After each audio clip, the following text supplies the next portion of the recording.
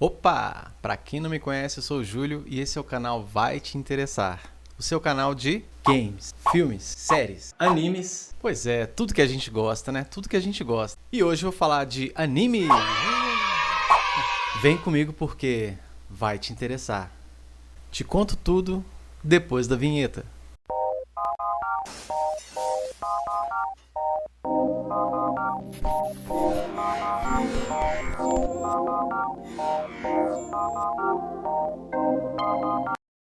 Então, pessoal, o anime que eu vou falar hoje pra vocês é sobre o Akira. Eu não sei se é um anime ou se é uma obra de arte, cara. Porque ou as duas coisas. Cara, é um filme sensacional, incrível. Foi feito e dirigido pelo renomado diretor Katsuhiro Otomo, que é um cara que eu admiro muito. Ele foi adaptado, né, do mangá. O mangá ele possui 6 volumes, né? E esses volumes do mangá eles foram adaptados para o cinema, né? O primeiro mangá foi lançado em 82, né? Eles lançaram de 82 até 1990, até os anos 90, né? E inclusive a animação ela foi feita, ela foi lançada em 1988. Ou seja, ela foi meio que feita paralela ao anime, né? Então, no Japão antigamente tinha muito isso, até hoje, se bobear, né? Faz um mangá, né? Fazer meio que junto com o anime, né? Paralelamente. O Katsuhiro Otomo é um cara que eu sempre admirei muito ele, sabe? Assim, a questão técnica dele, né? Ele tem a marca dele ali, né? Eu sempre gostei de desenhar, para quem me conhece também, sabe que eu curto desenhar. Então, ele é meio que um cara que eu admiro muito, assim, questão dos traços dele, né, a performance dele, a forma como ele enxerga, né. Então, é um cara assim que eu sempre achei muito interessante a forma dele trabalhar. E a Akira mostra muito isso, né, essa questão dele dos traços dele, ou serem únicos, bem originais mesmo. Você bate o olho ali. Ele já fez diversas outras obras também, né? Como Steam Boy, Memories, né, de 97, o Steam Boy me parece que é de 2004. Mas querendo ou não, o principal mesmo, gente, é o Akira. A obra-prima, assim, principal dele mesmo é o Akira. É um anime que é uma animação japonesa que foi um marco, né? Ela influencia até hoje, né? E eu posso bem dizer que ele é um anime atemporal, né? Ele foi também um dos primeiros cinemas ocidentais, né? Em mainstream, primeira animação japonesa a passar em cinemas ocidentais como mainstream e, e marcou gerações, né? Até hoje ele foi remasterizado, inclusive me parece que em 2001 ele foi remasterizado, ele voltou aos cinemas novamente, né? E é incrível a gente ver um anime daquela época, né? Com uma visão assim do futuro, uma visão até pessimista, né, do futuro, mas a tendência é essa, né? Fazer o quê? E assim, muito interessante, cara. É um anime que eu vou te falar, né? Agora a parte com spoilers, eu vou contar um pouco da história do anime, né? Como foi pra mim, no caso, ter assistido e tal. Na verdade, o Akira, eu tive o primeiro contato com ele em 1999, quando ele passou na Band, né? Na Rede Band, ele passou nos horários bem cabulosos, assim, né? Bem tarde da noite mesmo. Tinha um programa que chamava Sábado em Hollywood. E lá eu assisti, sabe? E fiquei bem impressionado com a animação, porque eu sempre curti muito animação e eu nunca tinha visto um desenho japonês, uma animação japonesa com aquela desenvoltura toda, com aquela animação toda, sabe?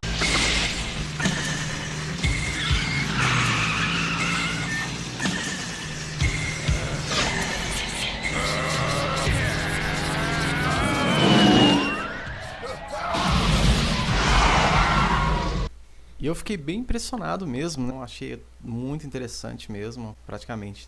Até então a Disney, né, que tinha essas animações 2D perfeitas, né, que era liderava, né, vamos dizer assim, né.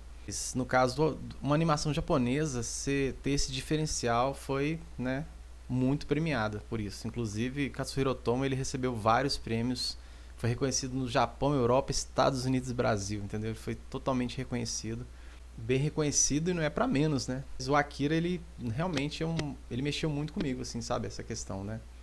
Da, da animação dele. Depois eu fui procurar saber. Na época, né, tinha muitas revistas sobre os animes. Não é como hoje, com a internet e tudo, né, a facilidade das informações. Eram revistas, né, que a gente via Nós vimos as revistas e tinha as informações ali, tinha a Ultra Jovem, a Herói. E tinha uma revista que eu não me lembro o nome. Ela até chegou a dizer que o ano de produção, o tempo de produção do Akira foi de 10 anos. Inclusive, recentemente eu soube que eram 3 ou 4 anos, me parece, porque foi totalmente feito quadro a quadro, cara. Né? As animações eram feitas pintadas à mão mesmo, a computação gráfica era quase que zero, né? Então eles foram criadas 50 cores a mais que não existem, né? Foram criadas essas cores especialmente para o anime. Foi uma coisa que me chamou muita atenção, né? Foram criadas essas cores adicionais, né? E é riquíssimo em detalhes, né? Riquíssimo em detalhes, assim, né? O Katsuhiro Otomo, ele deixou o seu marco, né? Deixou um legado enorme, né? E influencia até hoje. Um anime que você assiste ele hoje, parece que ele foi feito ano passado. É um anime muito incrível. Os mangás eu não tive a oportunidade de ler todos, né? Eu li um pedaço de alguns, né? Eu tenho até vontade de ter a coleção deles, né? Agora são 6 volumes. Antes eram 36, me parece que eles adaptaram, né? Ele foi lançado pela editora Globo na época também, no início dos anos 90, né? Foi um dos primeiros mangás coloridos por computador, na época, assim, bem antigo, né? O mangá, depois ele foi, de 36 volumes, ele foi dividido para 6 volumes. Aí ficaram bem grossos mesmo, são meio que almanaques, né? São mangás bem grandes mesmo, né? E super luxuosos. E eu vi já na leitura, vendendo assim algumas lojas, livrarias assim do ramo, né? E assim, é sensacional, né? Tanto o mangá quanto o anime. Mas o anime ele sempre vai chamar um pouco mais atenção, apesar do mangá ele ter mais ser mais complexo, ter coisas ali no mangá que eu li que não tem no anime. Claro que para adaptar também é, 1000 páginas, né? Mais de 1000 páginas, vamos dizer assim, de mangá para adaptar em um anime, né? É um pouco complicado mesmo a história, né? Apesar que o filme ficou grande, ele ficou em 2 horas e 4 minutos, né? Aí anos mais tarde eu também tive acesso à fita de vídeo, né? A fita cassete, né? As locadoras estavam meio que migrando para o DVD naquela época, então eles estavam vendendo as fitas cassete bem baratinhas. Aí eu lembro de ter comprado uma fita cassete do Akira e pra mim era tudo. Nossa, eu tenho um filme do Akira pra mim, eu posso ver a hora que eu quiser, não tenho que esperar passar na televisão, porque antigamente era assim. Nós tínhamos que esperar passar na televisão para poder assistir. Então era bem triste, né? Tinha comerciais e tudo, né? Mas aí eu comprei a VHS, na época eu tinha um videocassete também, inclusive eu tenho guardado até hoje, acho bacana guardar essas coisas mais antigas, né? E aí eu peguei e assisti direto. Nossa, desenhava eles. É o seguinte, eu vou bem resumir, porque o filme é bem grande, viu? Vou resumir mais ou menos, né?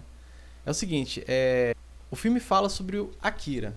Quem é Akira? Akira é um menino, né? Que ele tem poderes psíquicos, telecinéticos. E esse menino, ele estava sendo usado como uma arma biológica. Só que aí, me parece que esse garoto ele não queria, né? Ser controlado pelos soldados, pelos militares. Então ele meio que explodiu, vamos dizer assim, né? Ele explodiu uma cidade inteira, né? A Tóquio inteira, né? Ele virou como se fosse uma bomba atômica e isso acabou gerando a Terceira Guerra Mundial, né? Aí depois que passou isso tudo, 31 anos após essa terceira guerra, essa possível Terceira Guerra Mundial, Tóquio foi reconstruída, né? Chamada de Neo-Tóquio. Então aí mostra a visão pessimista, né, do futuro, né? Fruta, Neo-Tóquio, né? É uma fruta que amadureceu demais. Ou seja, uma cidade muito grande, muito barulhenta, muito tecnológica, extremamente tecnológica, mas porém ela é uma cidade corrupta, né? Tinha muita corrupção, né? Passeatas de protesto, muita coisa assim acontecendo ao mesmo tempo. Você fica até meio confuso às vezes. Eu tive que ir ao Akira mais de uma vez para poder entender, né? Então tem essa questão também de ser assim. Kaneda, ele é o principal do filme, né? Um dos principais. Ele é um líder de uma gangue de motociclistas. E esses motoqueiros, eles são delinquentes juvenis, né? Eles nem usam capacete, pra você ter ideia. Então, uma galera que é bem zoeira mesmo e da covardia, bem doidão mesmo. Então, o que acontece? Esses motoqueiros, eles brigam entre si. Tem uma outra gangue que chama a Gangue dos Palhaços, né? Que eles brigam sempre um com o outro lá. E inclusive tem um outro amigo do Kaneda no meio dessa gangue que chama Tetsu, né? Que ele colide a moto com um dos garotos, um dos meninos que foram criados assim junto com o Akira na época, né? As crianças eram reconhecidas por números, né? Tem número 26, né? Número 24 e tal. Então, essas crianças elas foram criadas junto com a Akira. Inclusive, essas crianças também tinham telecinese. E eles foram ocultados pelos militares. E no meio de uma dessas brigas, né, entre as gangues, Tetsu, né, ele colide com uma das crianças, né, e causa uma explosão. A moto dele destrói toda, ele fica machucado. Aí então os militares aparecem, né? O garoto ele estava sendo raptado do laboratório por um espião. Tinha muito isso lá também, tem muito isso. É, terroristas, né, e espiões e tal tentam adquirir informações a respeito do que aconteceu. Aí o coronel aparece, né, que é o líder lá dos militares, aparece e recolhem o corpo do Tetsu e levam para o laboratório. Né? Com a moto com o garoto, né, o garoto se defende ali no poder psíquico, né? Por ele ter colidido a moto com o garoto, ele acaba absorvendo os poderes. Mas só que no mangá, segundo o mangá, diz que o pai dele também, o pai do Tetsu tinha, né, uma questão, né, meio que telecinética, assim, no passado dele. E isso faz meio que como se fosse um gatilho que fizesse ativar a telecinese e o poder psíquico nessa colisão que ele teve com o garoto número 26. Aí, beleza, né? Aí o Kaneda tal vai atrás, procura saber informações, o que acontece e tal. E descobrem que o Tetsu tá preso no laboratório lá, ele tenta fugir, acontece um monte de coisa, ele tenta fugir lá do laboratório. E vários espiões, terroristas indo atrás também, querendo descobrir respostas, né? E aí o Tetsu, ele sempre foi o alvo das piadas, né? Ele sempre era o cara que todo mundo zoava ele na escola, aquela coisa assim e tal. E o Kaneda era o melhor amigo que ele tinha, né? Assim, vamos dizer, o melhor amigo que ele tinha. Então o Kaneda, ele meio que no fundo ele se importa bastante com o Tetsu, né? Apesar das brigas, apesar de meio que desfazer dele e tal, né? Assim, você nota partes assim da gangue, a própria gangue se desfazendo do Tetsu, né? E aí, o que acontece? O Kaneda vai atrás, né? E no meio dessas, o Tetsu tenta fugir do laboratório, pega a moto do Kaneda, rouba a moto do Kaneda, pega a namorada dele e vaza a namorada do Tetsu, né? Vamos dizer assim. O filme não mostra clara a relação dos dois, mas a gente crê que é a namorada dele, que é a Kaoru, né? Aí ele foge com a Kaoru, né? E então o Kaneda vai atrás e consegue descobrir que ele estava no meio de uma briga com os palhaços novamente, né? Os palhaços que eles tinham brigado antes. E se não fosse o Kaneda, eles iam.